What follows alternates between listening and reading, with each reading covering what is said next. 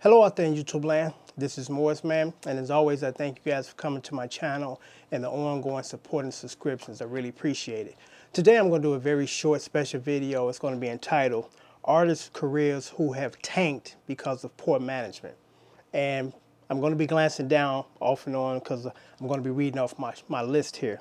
And I'm going to just give you a few artists and groups reasons why their career tanked. And before I go into that, I just want to reiterate as far as my position in the music industry. I've been a part of the music industry off and on for the last 25 years in the capacity of studio musician, producer, arranger, sound engineer, and just a few other hats that I wore throughout that period of time. So I know a little bit about the industry and how it works from behind the scenes. And today I'm going to again talk about some of these artists whose career had a promising career, and unfortunately their career tanked because of the management made bonehead decisions and it didn't benefit the artist. So the first one on the list is Keith Washington. I actually just did a cover of his classic Kissing You, one of my favorite ballads during the 90s. And when I first heard that ballad, it just blew me away. Keith Washington has a beautiful voice. He's a great crooner. And when I first heard him, I ran out and bought the album, and the album from start to finish is just a masterpiece, a collection of great songs, arrangements, and great musicians that played on it. And when I heard Keith Washington for the first time, I said to myself, there's the next Luther Vandross. And I honestly, truly believe that Keith Washington would have been the predecessor to Luther Vandross after Luther Vandross' passing or retirement. Because when I listen to Keith Washington's voice, he kind of sounds like Luther Vandross. And I don't think that he's trying to emulate him. That's just the way that, that's his style. But to me, Keith Washington had a little extra than Luther Vandross. And that was a little extra soul. He was a little more expressive. But, not taking away from Luther Vandross, because Luther Vandross was a tremendous entertainer. But I do honestly believe in my heart that Keith Washington should have been the next Luther Vandross. And the reason why he didn't become the next Luther Vandross, because the first album, very classy, great songs, great arrangements. And for some bonehead reason, they changed producers on him on the next couple of albums.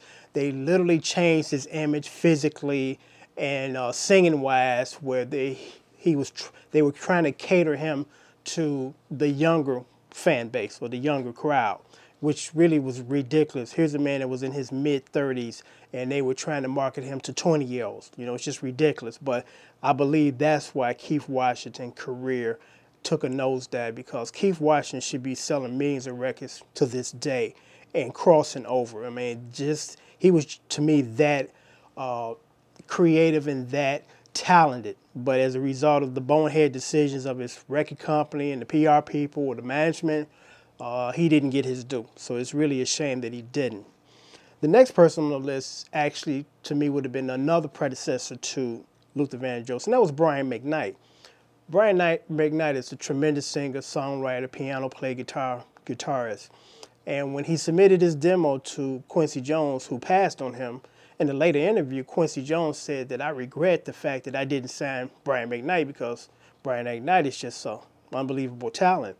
But again, bonehead decisions. Brian Mcknight is a man in his mid-30s, and they were, again, marketing him to the younger crowd, which I don't understand. And his career tanked as a result of that, too, because he has a sense of sophistication to me. And for some reason, they were, again, trying to repackage him to, draw in the younger audience, and it just didn't work. The younger audience didn't accept it, and the older audience, or his audience or fan base, basically kind of abandoned him because of the change in imagery and change of style. So, unfortunately, Brian Mcknight makes this list.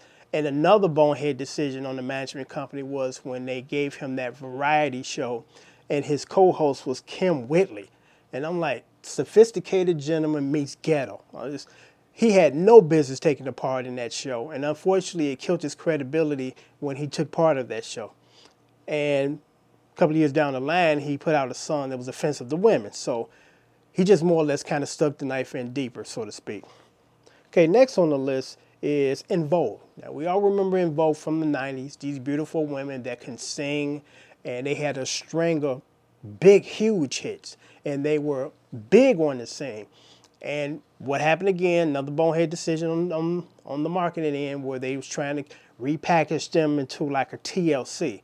And I'm like, well, first of all, we already have a TLC, and why are you trying to take these sophisticated women and convert them to TLC? Because TLC was basically street girls, and there's nothing wrong with that image. It worked for them, but not In Vogue. And In Vogue had sold at that point more records than the Supremes. So that was a real bonehead decision on the record company and management company to try to change their image again to cater to the younger folks when they already had a very successful, huge fan base. So next on the list is Adina Howard. Now, a lot of people didn't really catch her when she was on her wave, so to speak. She came out like in the late 90s, and she was going to be named to be the female R. Kelly. And I believe, I agree. She had this very soulful voice. Again, the first album, great productions, great singing. She was on the album cover, beautiful looking woman.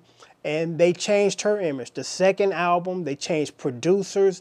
They gave her a physical makeover. They cut her hair and bleached it blonde. It was like she was totally unrecognizable from the first classic CD. So again, unfortunately, another bonehead decision by the management company, record company, to say, hey, let's mess with this. When there was nothing wrong with it, it wasn't broke, but they're trying to fix it.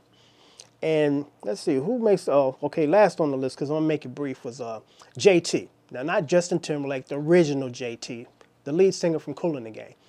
When JT joined Kool and the Gang, instant success. I mean, they already had success prior to him, but when he joined the ranks of them, they went pop and white crossover.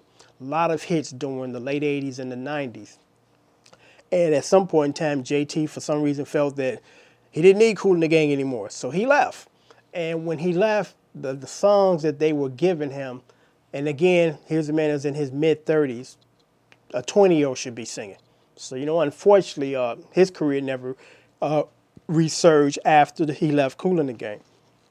And I do believe it was because of poor management, because, JT could sing, but the stuff that they were giving him as far as songs and production, it was something that, a 20-year-old should have been doing. So that basically kind of wraps up my list of artists, careers who tanked because of poor management. But I'm going to say this, on the flip side, or the opposite side, I'm going to name one group that was just the opposite of that, and that's the Whispers, one of my favorite all-time groups. Whispers been in the business for over like 45 years, if not longer, and they've been consistent because, of course, in the music industry, as time progresses, the styles of music change. And you have to make some adjustments on your end, because if not, you become a dinosaur and you become extinct, and they don't re-sign you for no more contracts to sell records. So they've stuck to some great writing, and they did not lose any type of integrity when it comes to their music, and they didn't sell out. They weren't trying to create this new image to cater to 20-year-olds when they're in their 50s. So, my hat's off to the Whispers, because they've been extremely consistent.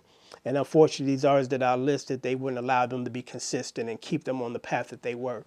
So I'm going to basically wrap this up, but I'm going to say this before I leave you guys. I got a comment on one of my videos that was entitled R&B Songwriters, Attention R&B Songwriters, Where Are the Black Bands? And in that video, I basically talked about how the music industry, and I stress the music industry, how they're killing off black bands. It's not that these young guys don't want to pick up an instrument and learn how to play or sing. There is no market for it. Unfortunately, the record companies are not trying to sign black bands because it's cheaper for them, and it's not a racial thing, it's a financial thing. It's cheaper for them to sign one artist, one person, and get three other guys to put the whole album together. Because 20 years ago, the majority of the albums, Gap Band, Rick James, if you look at the album cover sleeves, there's at least 20 to 30, sometimes 40 musicians that played on that one album. Nowadays, there's like three guys to put the whole album together. And it sounds like three guys to put the whole album together, unfortunately. But it's more financially beneficial for the record companies to kind of cut corners when it comes to our music, and that's why they do what they do. And I got a comment from a gentleman that said, his comment was, this is just the evolution of music. Now, that statement to me, well, let me just say this first. Evolution to me, by definition, is things improve as time progresses. A good example of that, 100,000 years ago, we were cavemen, literally, and we could not, well, we can barely communicate. Now, 100,000 years fast forward, you know, we communicate better, we're building things. So that's evolution. But I don't believe that as when it comes to the R&B music that it's been an evolution. Unfortunately, I would say we've digressed, you know, because I listen to the stuff today versus the stuff 20 years ago. Better musicians, the people that sang did their job. They didn't rely on auto-tune and cheating and all that kind of stuff. Now, I'm not bashing the young people because it's not your fault. It's partially the older people's fault for not continuing a level of perfection to do what we do in the music industry. Because, you know, 20 years ago, 30 years ago, the majority of the musicians were like just barely out of their teens, but yet they were prolific musicians and singers, and they knew what to do.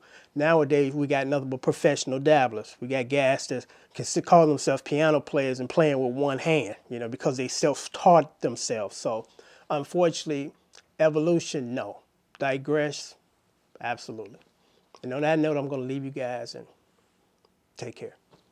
Till next time.